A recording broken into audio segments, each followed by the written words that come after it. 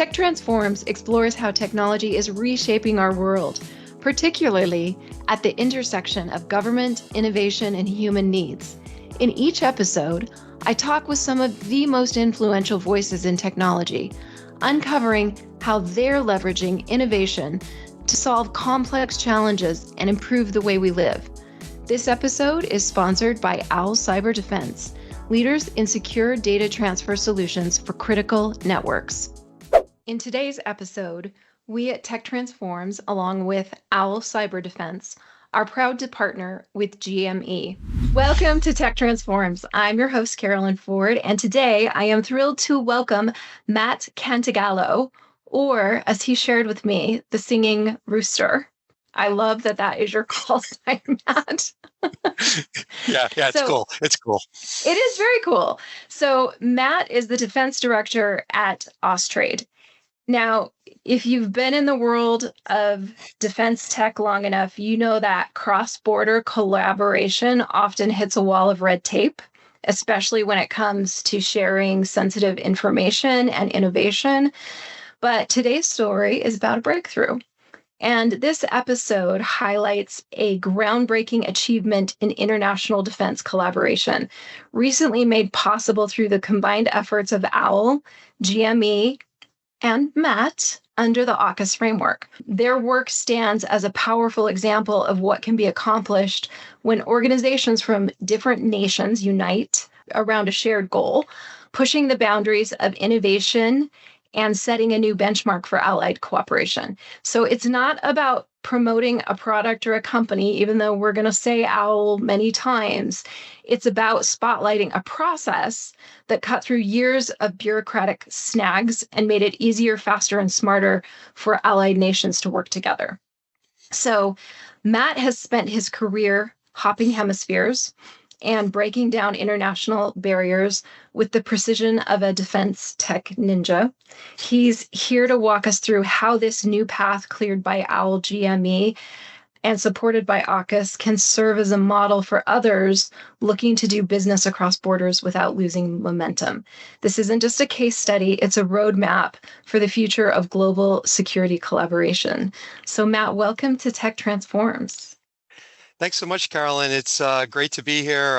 It's a beautiful day in Washington. I was just saying 40 Celsius is our high, going to be in the hundreds. And it's been a pleasure working with yourself, OWL, and my partners in Australia, GME, the Commonwealth. And this is a game changer. So I'm really excited about this topic. I'm really excited about all the business development professionals that might be listening, thinking, how do I do my international campaigns and how do I leverage some of this information? Yeah, I mean, I'm not going to lie. I'd never heard of AUKUS really until I started talking to you. And you got me so excited about what you guys accomplished that really is groundbreaking for the international collaboration. So first, for those newer to the topic, including myself, what exactly is AUKUS? And tell it to me like I'm a 10-year-old. Absolutely. So very simply, AUKUS is a trilateral security partnership. So think United States, United Kingdom, and Australia. And think about a partnership where they all want a safer Indo-Pacific region. So you hear a lot about the Indo-Pacific and the tumultuous environment there. So these three companies want to align. They want to enhance defense capabilities. They want a technological cooperation. And they want to focus on primarily two pillars, let's call them. Pillar one revolves around nuclear technology, the transfer of nuclear submarine technology, Virginia-class submarines from the U.S. to Australia, and also a tri-rotational base in Western Australia where UK Royal Navy submarines and American U.S. Navy submarines can rotate and actually have a base. Pillar two is interesting as well, Carolyn. Pillar two is a myriad of other technologies these three nations want to collaborate on. And some of those technologies include underseas capabilities, quantum, artificial intelligence, AI, autonomy.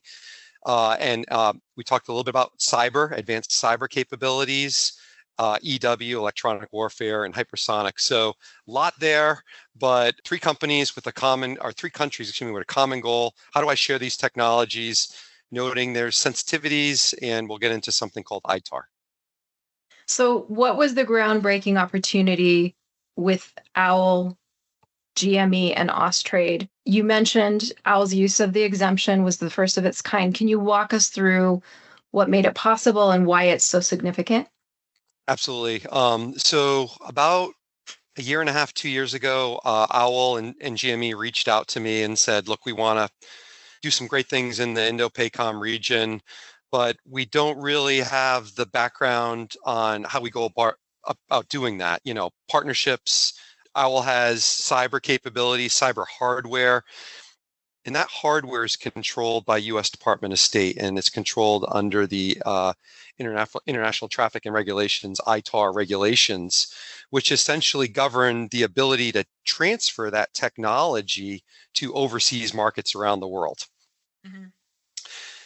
While they're looking at that strategy, they're looking at going in Indo-PACOM markets with that equipment, and they need partners. And GME's a fabulous New South Wales-based electronic manufacturing house. They do communications equipment.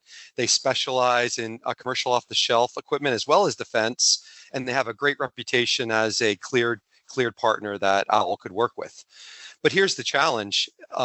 Normally, when you bring an Australia entity with a U.S. entity with ITAR equipment, you need to go process an application or a license to transfer that technology. And what the Department of State just did starting September of last year is they created an exemption. And this exemption essentially allows OWL as a U.S. OEM of ITAR equipment to transfer that technology and or defense services to authorized users such as GME Australia, parties that are authorized to receive it. And Department of State did a fantastic job in creating a whole process with the Commonwealth on how that collaboration could take place. And they both took advantage of it. And to get very specific, the challenge that OWL was and GME were wrestling with was OWL wanted to perform training to train the GME team on how to use the equipment. And in defense speak, Carolyn, that's called a defense service. And whenever you want to do a defense service, I've been in the defense world for 20 years, you'd go to your export compliance team and they say, nope, sorry, we need a license for that. And that's a technical assistance agreement. That's going to take, 4 or 5 months to get through Department of State, then needs to be executed, signatories on the license. You're looking at a year. You're looking at upwards of a year. And the BD just to do training. Just to do training. Just to do training on that specific ITAR equipment. And so the BD person, the business development person's hands are tied. They're like, well, Carolyn, how am I going to get my goals? How am I going to create pipeline? How am I going to close deals to deliver revenue? And this is what's so monumental is if you understand the sales process, you understand, wow, I can cut my sales cycle now with all of that front end upheaval of paperwork and licensing, and I can shorten it where I can just start going in, make my partnerships, go to market, do my price to win, and do my training and go sell, which for every business development person's a dream. It sounds like what you're saying is if you have an ITAR controlled product, but it's, it meets all of the, you go down the checklist, everything is in line. You should just be able to say, all right, Australia, you are a trusted partner, right? We're going to share this with you. We're going to sell this to you. And here you go, walk it over.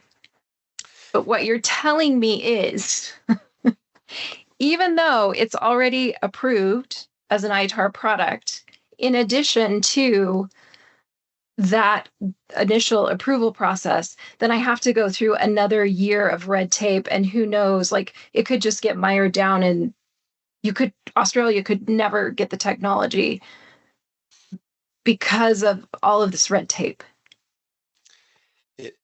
Before September of last year, it was very bureaucratic. Before I came in defense, I had 20 years of defense working for a major prime. And so I've written many technical assistance agreements. I've written many DSP-5 marketing licenses, which is another license you can use. And the process is daunting. It's a challenge. You have to get the parties all on a license. You have to get the scope of work of what you want to transfer on the license. No PO boxes, need street addresses, no denied parties, or the license gets held up. Can't ask for too much tech data transfer. You get what's called provisos, which hinder you on executing the license. So what these three nations have created in working with Department of State is essentially 70% of all ITAR defense articles are now exportable. 80% of all commerce controlled items are exportable to these three countries. There's still an excluded technologies list of 30 and 20% respectively, but the majority of the items are cleared. The challenge is the Australia parties need to get in this authorized user list, so they got to apply, get vetted. But once you're in that database of authorized user lists, as a prime, you have your technology, you have your hardware, you have your services you want to deliver and export. It's like a match made in heaven, Carolyn. You just need to find the right parties. You've got the go from Department of State or Department of Commerce to use the exemption, and it's on you and your export team to just go forth and conquer and find the matches and move on with your mission. And that's what's so exciting about this for all the capture managers, program managers, business development leaders on this call is how do I utilize this? How do I get involved now? Yeah. So what's the mindset shift that especially smaller and more agile companies need to embrace to unlock this kind of opportunity? Is it just now you know? Yeah. Well, I think a lot of companies say, Indo-Pacific, it's a long way away. I got to do a trip over there. I got to kind of feel out what my strategy is. But for most companies, they're looking to broaden their portfolio. They don't want to just sell to US DoD. They want to have a good balance between their international defense sales and their US defense sales, because budgets go up and down like this on US DoD. If they can hedge that with international sales, they can have a really good pipeline or portfolio or capture strategy. Now that this exemption's in place, there's really nothing prohibiting them to go find those partnerships, go find those companies in Australia they want to partner with. And then from the government standpoint, we want more Australia companies in that parties list so we can create these partnerships. We're economic developers. We want to create the synergies so commerce can move forward. We can hire either more Australians or more Americans to build these defense articles and share and collaborate and sell. So is it the Australian companies that need to get on that list? Is it also American companies, or is it's Australian companies that need to get on the list, and then anybody on that list, American companies can sell to under this exemption? Right. That's right. Okay. Exactly right. It's called an authorized user list, code name AUL. If for all the Australia companies, small to medium enterprises listening, we all want them on the AUL, because once they're in the AUL, the U.S. primes like OWL can go in that portal in D-Trade. They can see all those vetted, cleared, authorized users for recipient of the ITAR technology for those ITAR defense services, commerce controlled equipment and services, and then they can start making their partnerships. They're all vetted. What are some of the roadblocks that both, like on the Australian and the US side, and I guess UK too, right? Mm-hmm. What are some of the roadblocks that they're going to run into either getting on that list or using the exemption? So getting on the list is pretty straightforward. They're going to work through their local governments. So the UK companies will work through their UK export control government entity, and then they'll do a handshake with US Department of State, and that information will flow. Same on the Australia side. The Department of Export Controls on the Australia side will process the applications. And for companies, it's basics. You want to have a secure, cleared facility. You want to have a quality program. You want to have just the basics of anything like you're typically used to being vetted as a defense company. And once you process those things, and then they go through the U.S. vetting process, that government-to-government handshake happens, you're in the AUL.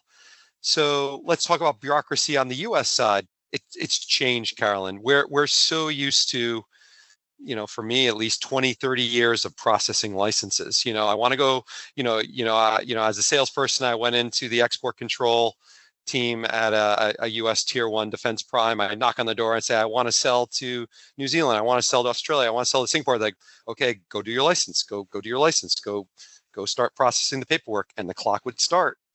And I wasn't doing any selling until I got all this paperwork ready. I got all my checks and balances. It went through a vetting from the defense prime. Then it went to state. It got adjudicated. It come back with provisos or non-provisos, got uploaded in the CRM and the system. And then now I know only the parties I can talk to because I had to list them. I couldn't add additional parties. It was kind of set in stone. The great thing about this new exemption is, there could be tens, 20s, hundreds of companies that on the AUL. So it's dynamic. I don't have to wait for a new license. I don't have to say I want to sell another piece of kit that I wasn't on the license. I don't have to change or amend the license, go through another 3 to 6 months. So it's very dynamic. But going back to your question, bureaucracy, change is hard. Export control people on the line, it's risk. Using exemption means I don't do a license. So how do I handle this? How do I think about what the risks and the concerns are? So it's change. It's just like anything. We all deal with change different ways. So how can we look at maybe best practices? And the OWL and GME was a vanguard example of two companies utilizing the change and executing, which is awesome. So I'm looking for the easy button here. Is there some place companies can go and see the process that OWL and GME used and copy it? Or do they just need to listen to this podcast and read the transcript? Yeah. Unfortunately, a lot of it. There was a public release from both OWL and GME showcasing how they utilized AUKUS Pillar 2 technology, and they got the training done. And most of this information, every U.S. prime is going to have an export control team, and they go into D-Trade and they can see all the great instructions on how to utilize the exemption. They can see the companies in the authorized user list. Those aren't made public; they're in that separate portal for obvious reasons. So I think the takeaway for this call for the easy button is, okay, business development professionals, okay, export control team, how do we get together? We know there's an exemption. We know we want to collaborate and go to market in Australia. Let's go. Let's start utilizing this as part of our roadmap. I mean, Matt, I just want to tell him to call you. You can call me. Actually, GME and OWL did call me. I had a couple of late night calls from the OWL BD team saying, Matt, we don't understand the DSP5s and the TAs. Can you just get on a call with us and the export controller? And we can do that. I honestly, 20 years in the defense sector, writing TAs and DSP5s is nauseating for me. So I would love to talk to any defense primes that are excited about doing business in Australia, are excited about partnering with Australia companies, because again, I'm an economic developer. That screams to me that there could be partnerships. All right, so the singing rooster is the easy button. You heard it here, listeners. So yeah. Could this path be used in reverse to bring Australian tech to the US? Absolutely. So most partnerships can be symbiotic. So as a US prime, I want a partner in Australia to be my agent, to be my commission sales representative, my distributor, my authorized reseller, or my in-service support agent, people that fix my stuff overseas. So and that could be the color of money. There could be Australia money, foreign money. Let's look at it differently. Let's look at the opportunity where it's US DoD money. How could that partnership work as well? And it works very similar, Carolyn, because we have deployed US DoD assets in the Indo-PACOM. They could come into Australia and ask for those same services utilizing US defense funds.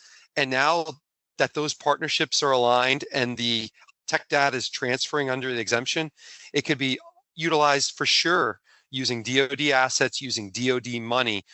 And that's a great segue. The great thing about AUKUS is it's not just one way. It's that symbiotic. It's going trilateral. It's for 3 different end users with 3 different home of record technologies, and it's cross-pollinating all of that together with 3 different colors of money. If you think about it, you have 3 different countries, 3 different colors of money. So it's really exciting. And to utilize Australia SMEs for the end user DoD through US primes is something we really want to focus on as well. How long has AUKUS been around? 2021, I believe, is the partnership. So fairly new. It's fairly new. It's always been UK, US, and Australia, but the exemption just came last year, so the exemption's very fresh. I'm hoping it just speeds up. I mean, I know there's a lag period. These podcasts are great to get the word out, but I think you hit on the nail. Let's get some specific examples. Like, how do we get more tier 2s, tier 3 US companies partnering with small to medium enterprises in Australia and creating those tech transfers? Yeah, especially the tier 2, tier 3s, because you have your behemoth system integrators. Yes. And they have entire divisions around ITAR, XM controls, right, that know how to navigate this red tape. But it's the tier 2, tier 3, I mean, that this exemption, I think, will really benefit. You're exactly right. The tier 2s, tier 3s are more nimble. The tier 2s and tier 3s are more either hungrier to go to market. They can form the partnerships quicker. They can execute quicker. Maybe a little less bureaucracy on how they look at export controls. Maybe they even outsource their export compliance team. So they're hungry for utilizing exemptions, things that make sense. Versus the primes, and I worked for a big tier 1 prime, and I understand this. The primes have big organizations, big processes, but it's there to protect the prime. The prime has risk because they don't want escapes. So at the end of the day, tier 2s, tier 3s, and then on the Australia side, small to medium enterprises are the ones we want to focus on. So give me my punch list of measurable outcomes that you've seen or that you're expecting to see because of this exemption. Yep. So punch list, we want to focus on specific number is 126.7. It's the control for the ITAR exemption. So we want to see a myriad of different technologies utilize the 126.7. On the authorized user list, we want to see 10s, 20s, hundreds of Australia companies on the AUL, UK companies on the AUL. And then ultimately, I would want to see from the US side, tier 1s, primes, tier 3s, press releases that they utilize the exemption. They made partnerships in either UK or Australia under the exemption, tech data transferred, and commerce was done. Deals were booked. That to me is the ultimate, because if there's no deals booked and there's no revenue and there's no profit, then all this is, it really doesn't come to fruition. The bottom line is the bottom line for most companies. They need the deal to be done. How many companies are on the list right now? Australian companies? I believe, I don't have the exact number, but I believe several hundred potentially. Oh, nice. So it's quick. It's quick. And how many have used the exemption? Multitude have used the exemption. Multitude. And again, we rely on the primes, because remember, the prime is the one that's exporting. So the prime or the tier 1 or the tier 2 or the tier 3 ultimately are the ones that will tell us, or publicly will say, we've utilized the exemption. We've either utilized it for commerce controlled, that's Department of Commerce, so that's something called EAR 99 or ECCN, or ITAR controlled. Where I think the bread and butter is on the ITAR controlled. That is pivotal, because it's that sensitive tech that we want as American corporations, we want exporting to our allies, and utilize that exemption will be the path forward. And here's the other thing. I do want to say the other metric that I think we want to look at is when those technical assistance agreement and those DSP-5 licenses expire, do they go away? Or do companies decide to renew them? Obviously, if they're utilizing the exemption, they should go away. We don't want more licenses. We want to cut the number of licenses and utilize more of the exemption. So instead of just pushing the button, okay, renew the license, why don't companies say, well, let's look at utilizing the exemption. We don't want to create more licenses. Let's use the exemption. Is that an automatic thing? Like, why doesn't the exemption just become the thing? Why do the other paths even exist? To be fair, the fine print is, 30% of technology, you can't use the exemption. So there is some excluded technology lists. That still has to do the old way of the red tape. Okay. The old way of the license. But the cool thing with the old way is our U.S. government has streamlined that. So licenses take a lot shorter time now. So before it might took 3 months. Now they're down to maybe 40 days, 60 days, even shorter. They put emphasis to say if it's on the ETL and if a license needs to take place, they're going to make sure that license gets pushed through quick.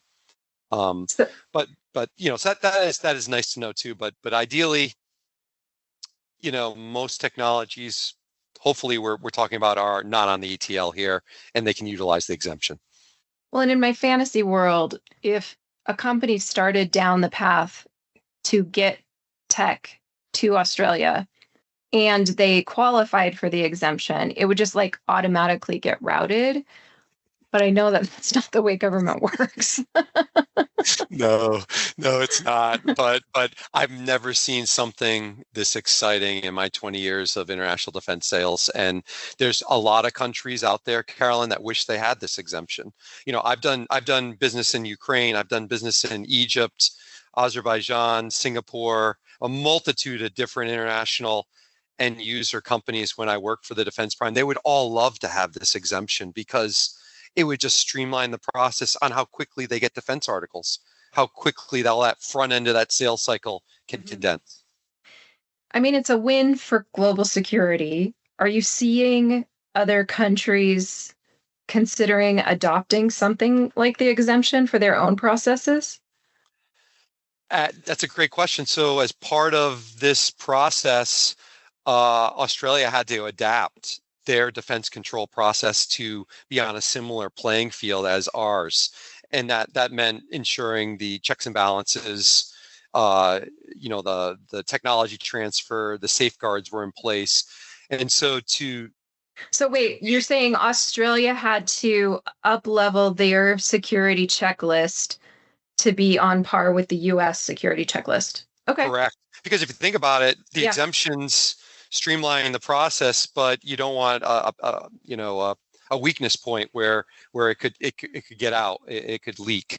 And so part of the process for this whole exemption was Australia coming up another level with their defense controls and being on that playing field. So that's an unexpected bonus, right? That's a good thing. It is a good thing. And the vetting they do on the authorized user list is incredible as well. When I was before the exemption, I mentioned this in the beginning, you had to figure out if the party is clearable to go on your license because you're putting them on the license. And some companies had a PO box as an address, which for the government's not an address. You need a street address. So I was going around Australia trying to figure out where is this legitimate company. This is before Google Maps, and this is early 2000s. And I see a building. Is that really the company? And you had to do your own vetting before you put them on your DSP-5 or your TA, because you wouldn't want to do all this work just to come back as a denied party. Right. And the great thing about this AUL is all that vetting and that process is all on the front end. Once they're in that authorized user list, it's done. So it's just a great thing. It's a great thing. It's really cool. I love this for you, that you're so excited that this is your best thing in 20 years. It is. It is. It is. And I know some of your listeners will think the same thing. If they just really dig into it and they say, "Oh, Matt, I hate doing those DSP5s. I know exactly what you're talking about." Well, Okay.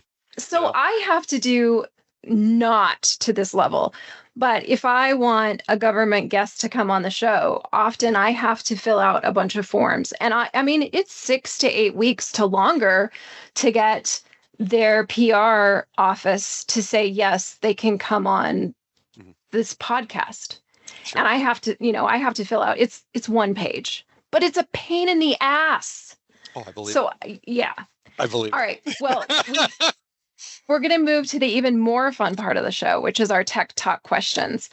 And we are celebrating our 100th episode this summer. So I'm asking all of my guests one of the same questions. So here we go.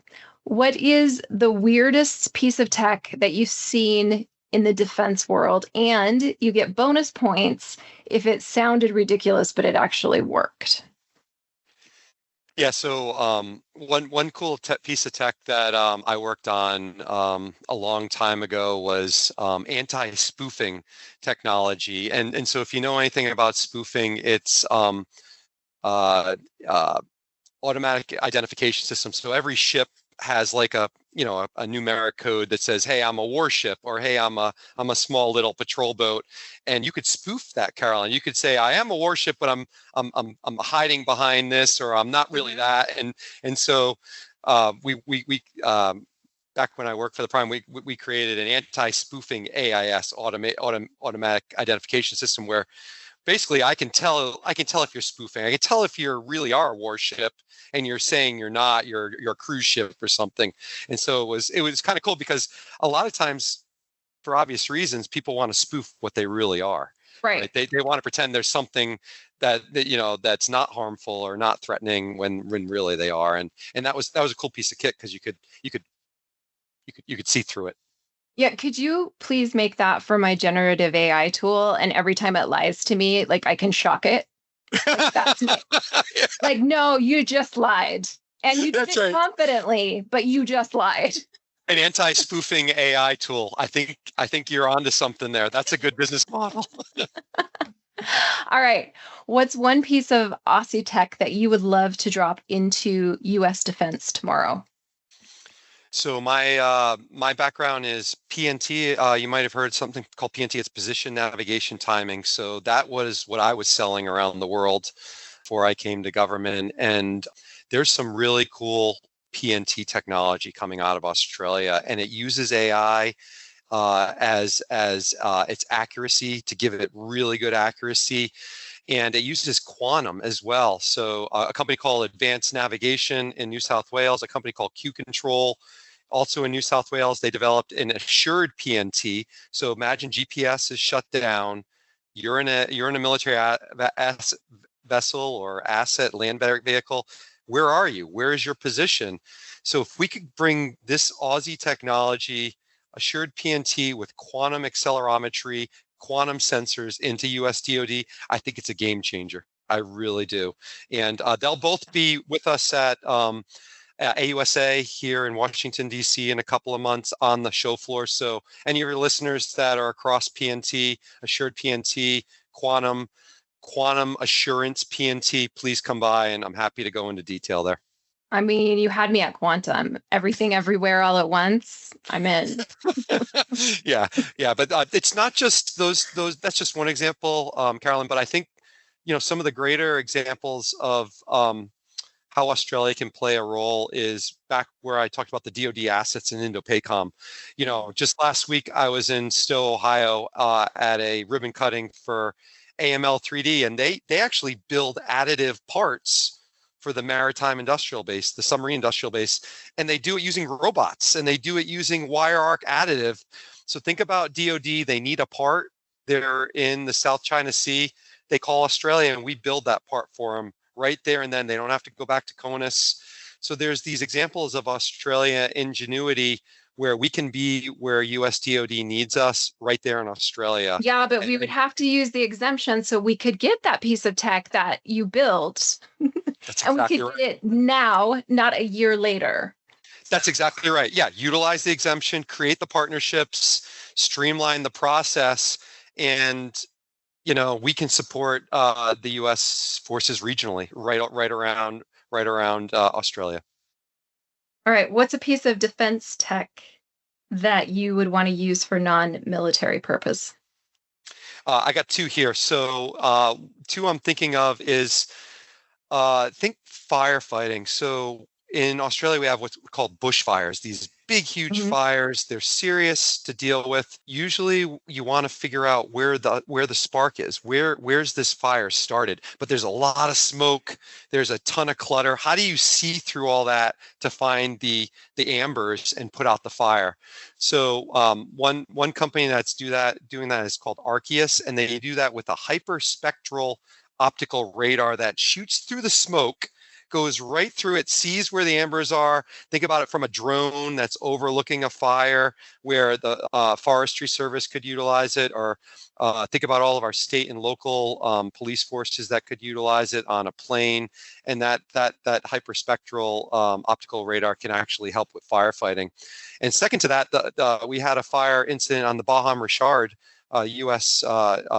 Ship in San Diego, and think about all the sailors that learn how to do firefighting. Another company in Australia that streamlined that is called Flame. Great name, Flame. When you Yeah. think fire, Flame Party Limited, and they created VR firefighting. So imagine holding the hose, Oh, wearing the yes. goggles, So and you like can augmented reality kind of stuff? exactly. So So cool. so right in the room behind you, Carolyn, you could get the hose, you could get the goggles on, and you could fight Class Yeah. Charlie, Alpha, Delta fires. You could learn how to do it.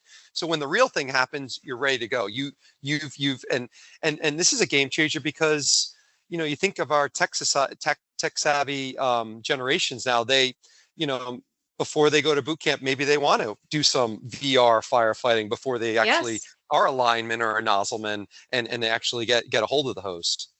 Yeah. Well, and with the other piece of tech, I mean, if I were if I had a hold of the hose, I'd just be aiming at the flames. But you need to be aiming at the embers, right? And so that other piece of Exactly. tech gets you to the embers. That's super cool. All right, last question. What's a common myth about international defense trade that you wish would disappear? A myth that you hear all the time is, I'm risk averse. I want to do all my international defense sales through something called foreign military sales or FMS. And you hear this debate all the time, Carolyn. Mm-hmm.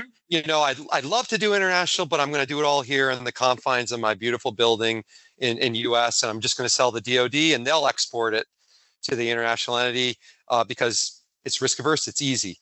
But now this is a myth because we're talking about the exemption, we're talking about streamlining processes.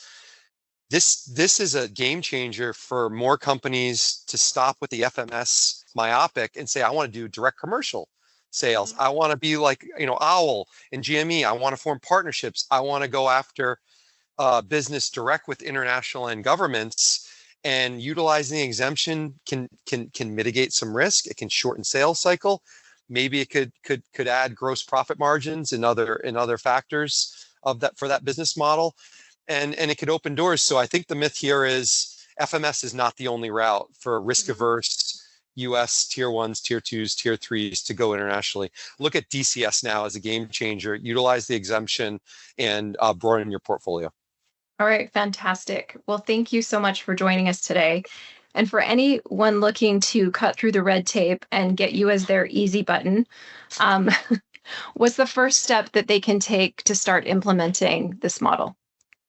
Absolutely. So come see Australia at one of our Team Defense Australia events.